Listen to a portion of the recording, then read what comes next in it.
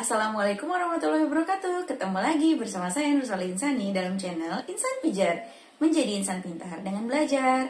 Di video kali ini kita akan membahas mengenai alat bukti saksi. Nah, di dalam penjelasan ini juga akan diberitahukan atau dijelaskan bahwa apa sih itu saksi, kemudian syarat saksi, kemudian saksi yang tidak mau hadir di persidangan, itu ada nggak sih sanksinya? Nah, langsung saja untuk lebih jelasnya kita saksikan penjelasannya.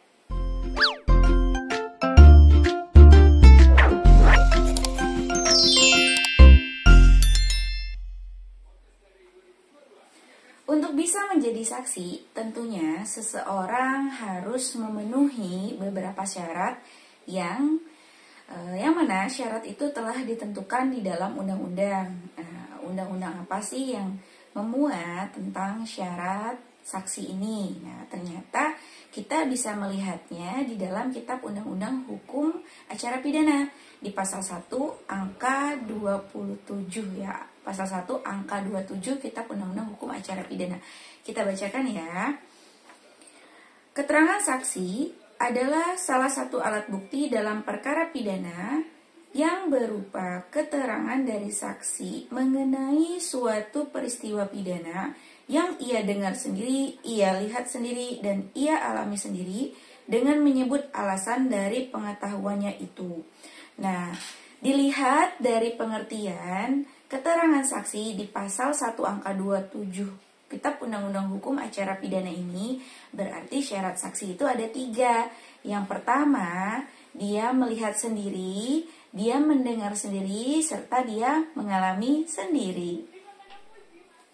Tentunya ketika seseorang dipanggil sebagai seorang saksi, ya posisinya dia dipanggil sebagai saksi gitu.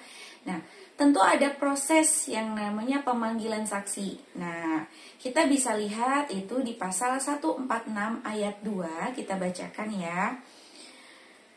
Penuntut umum menyampaikan surat panggilan kepada saksi yang memuat tanggal, hari serta jam sidang, dan untuk perkara apa ia dipanggil, yang harus sudah diterima oleh yang bersangkutan selambat-lambatnya 3 hari sebelum sidang dimulai. Nah, di dalam pengertian pasal 146 ayat 2 KUHP ini ada 3 poin yang harus digarisbawahi di sini. Kita lihat lagi ya. Nah, yang bisa melakukan pemanggilan saksi dari yang kalimat pertama itu yang bisa melakukan pemanggilan saksi adalah penuntut umum. Ya, karena kan bunyi pasal 146 ayat 2 itu penuntut umum menyampaikan surat pemanggilan. Berarti yang berhak untuk melakukan pemanggilan seorang saksi adalah penuntut umum. Itu poin yang pertama. Kemudian poin yang kedua, kita lihat lagi. Dalam surat pemanggilan saksi itu harus terdapat tanggal, hari, serta jam sidang. Ya, dan yang paling penting adalah untuk perkara apa seorang saksi itu dipanggil. Itu harus ada di dalam surat panggilan saksi itu yang disampaikan oleh penuntut umum itu ya. Jadi memuat tanggal, hari, jam, serta untuk perkara apa sih dia dipanggil, itu poin yang kedua.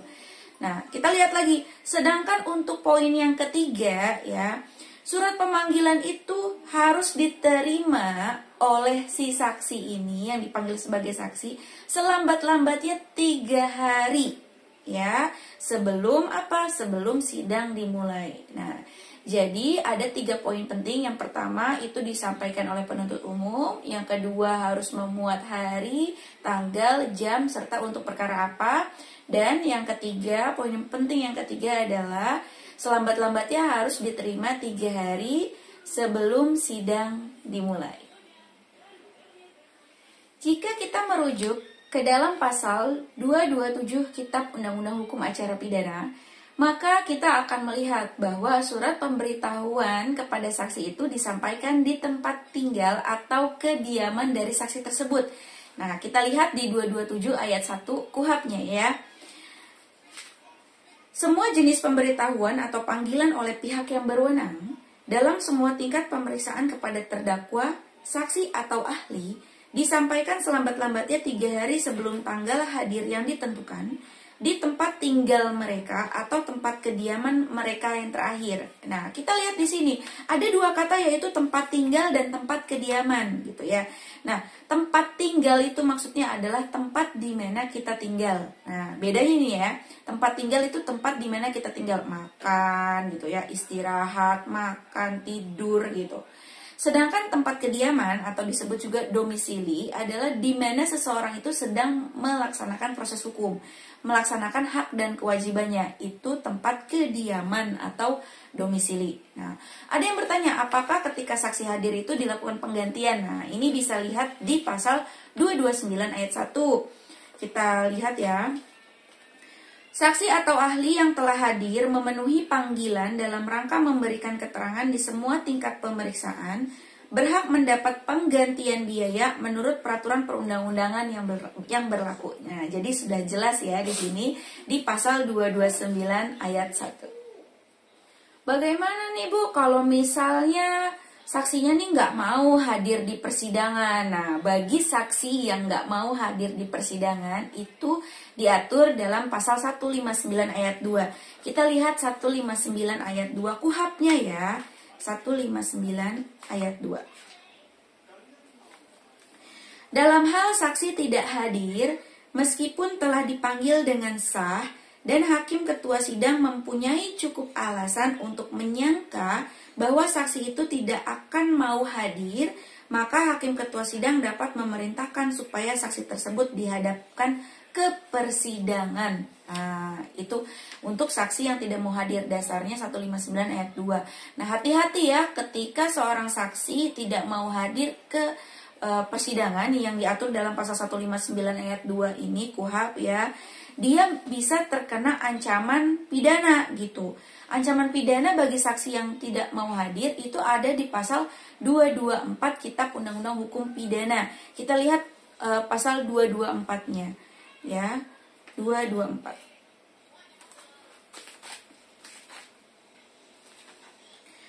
Barang siapa dipanggil sebagai saksi, ahli atau juru bahasa menurut undang-undang dengan sengaja tidak memenuhi kewajiban berdasarkan undang-undang yang harus dipenuhinya, diancam 1. Dalam perkara pidana dengan pidana penjara paling lama 9 bulan. 2. Dalam perkara lain, ini perdata atau perkara lain ya di luar pidana, dengan pidana penjara paling lama 6 bulan. Nah, jadi kalau saudara di sini dipanggil menjadi saksi, hati-hati ya kalau tidak mau hadir di persidangan yang masuk ke dalam kategori 159 ayat 2 KUHP, itu ancamannya ada di dalam pasal 224 Kitab Undang-Undang Hukum Pidana. Tadi di awal saya sudah mengatakan syarat menjadi saksi ya. Nah, syarat untuk menjadi saksi itu kita lihat dulu nih. Pasal 1 angka 26 KUHP-nya ya. Pasal 1 angka 26 KUHP. Kita buka pasal 1 angka 26 KUHP.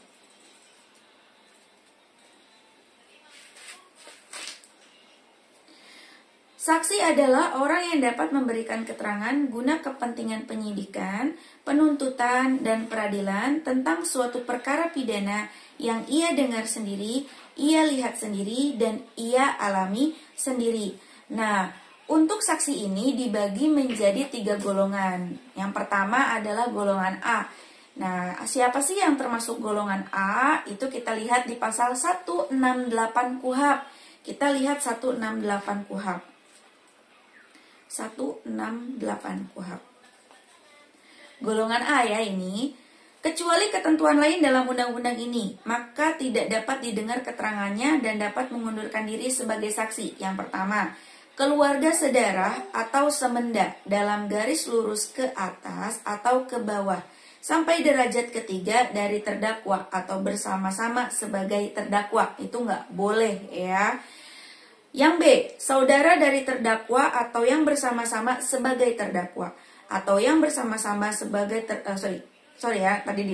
saudara dari terdakwa atau yang bersama-sama sebagai terdakwa, saudara ibu atau saudara bapak, juga mereka yang mempunyai hubungan karena perkawinan, dan anak-anak saudara terdakwa sampai derajat ketiga. Itu nomor 2. Yang nomor 3, suami atau istri terdakwa meskipun sudah bercerai atau yang bersama-sama sebagai terdakwa. Nah, kita lihat nih di sini ada tiga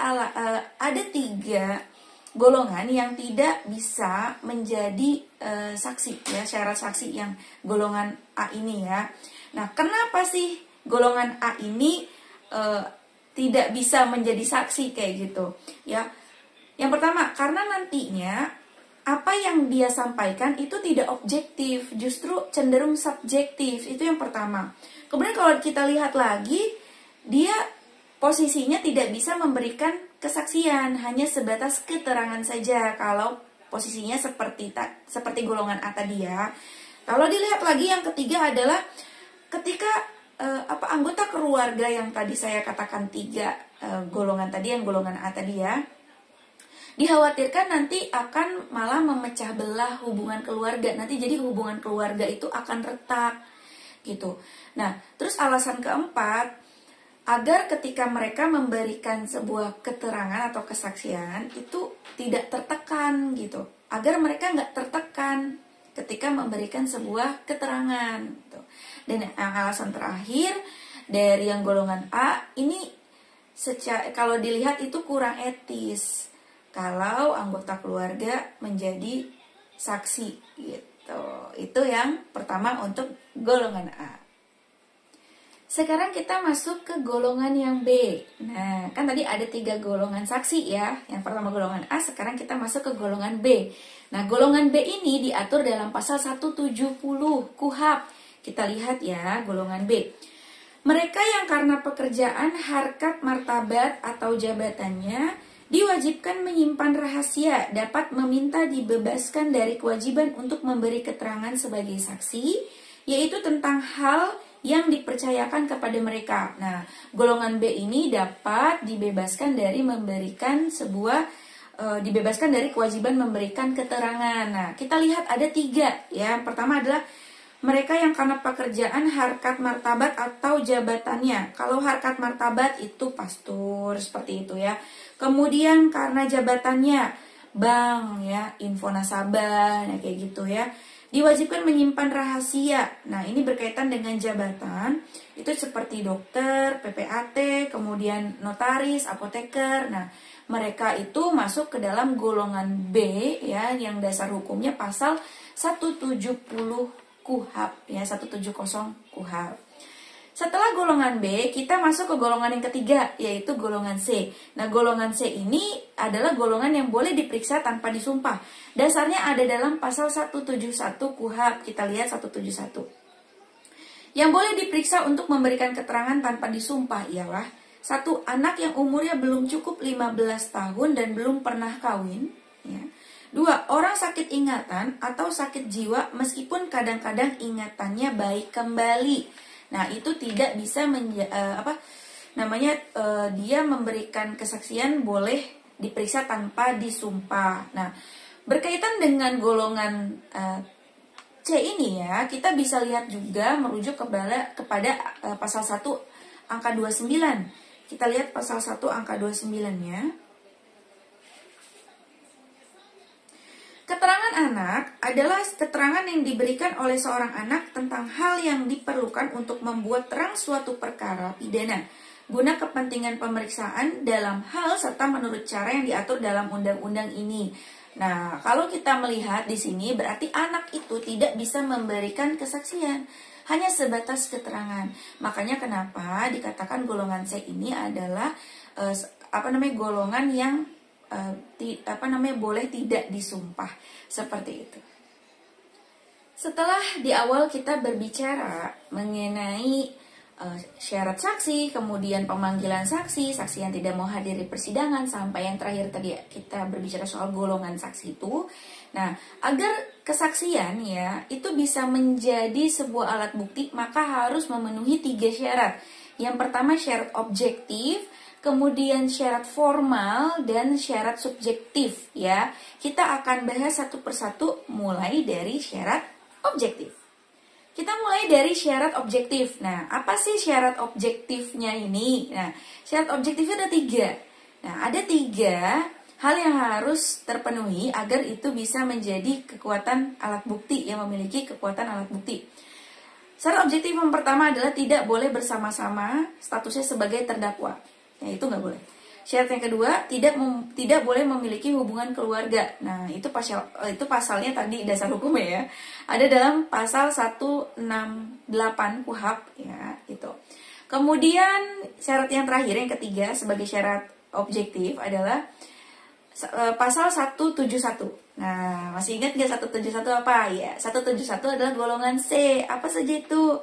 Saksi yang tidak boleh diperiksa tanpa sumpah. Nah, yakni dia berumur 15 tahun atau sudah pernah kawin dan tidak sakit ingatan. Nah, dalam artian syarat yang ketiga ini adalah mampu bertanggung jawab. Setelah kita masuk ke dalam syarat objektif tadi, kita selanjutnya membahas mengenai syarat syarat formal ya. Nah, syarat formal itu ada dua. Yang pertama, keterangan saksi itu harus diucapkan di depan sidang pengadilan ya, di depan sidang pengadilan itu. Kemudian syarat kedua, ketika kesaksian itu dibacakan di depan sidang pengadilan, ya, itu harus di bawah sumpah. Ya, kita lihat pasal 160 ayat 3. Kita buka 160 ayat 3-nya.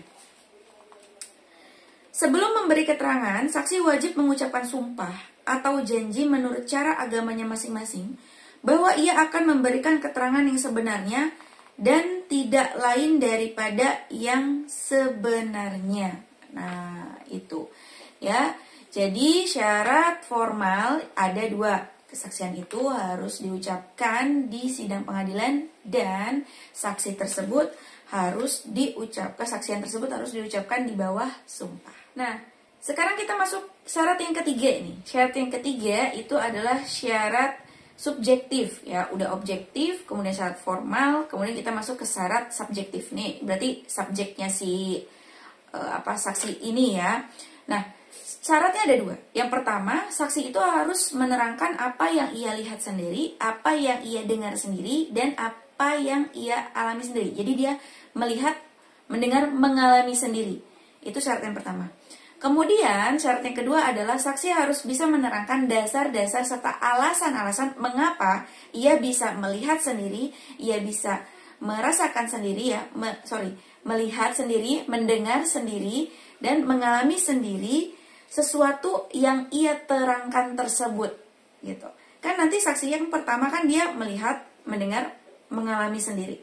Nah, saksi itu harus bisa menerangkan dasar-dasar dan alasannya bagaimana dia bisa melihat, mendengar, mengalami sendiri apa yang tadi dia terangkan. Seperti itu. Oke, itulah penjelasan saya mengenai keterangan alat bukti saksi. Nah, jadi keterangan alat bukti saksi ini kan ada 3 ya syarat untuk bisa menjadi saksi, katanya melihat, ya, mendengar, dan mengalami sendiri. Tapi ada tambahannya. Tambahannya adalah tidak mempunyai hubungan keluarga, ya. Kemudian dia cakap hukum dan sehat jasmani serta rohaninya. Oke, terima kasih telah mendengarkan penjelasan saya dalam video kali ini. Semoga bermanfaat. Mohon maaf apabila ada salah-salah kata. Saya akhiri. Wabillahi taufiq wal hidayah. Wassalamualaikum warahmatullahi wabarakatuh.